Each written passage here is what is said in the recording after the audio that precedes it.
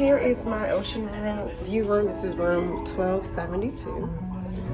The decor looks almost like a Havana cabin. I will say, on immediate walk-in, it smells a little weird. Not the end of the world weird, but it almost smells a little like seaweed. Okay, so I'll live with it though. I'm happy to have sunlight, and I'm not too picky. I'm picky when I need to be. Here's the bathroom. That old school Carnival teal situation going on. Lots of closet space. All of this.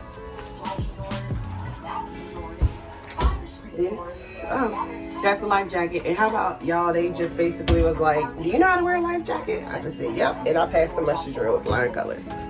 Pretty sure it's not how that works, but I'll take it. Oh, this TV is loud. Vanity. Oh, that's wild, because I just took out my adapters. Not a ton of space to plug in. And it's funny because I had adapters because I was trying to figure out where to work on the ship one time, and I took them out this time because I'm not planning on doing anything. I like a nice little area to chill with the couch. I remember getting the best sleep of my life on the Magic in these little couches. Not as much on the Mardi Gras when I had a tiny couch. And it looks like there's also under couch storage there. So, peekaboo. Alrighty. This is a connecting room. Something to be mindful of if it freaks you out. Like, I'll fight people if I need to. But if it freaks you out, you connect to other people.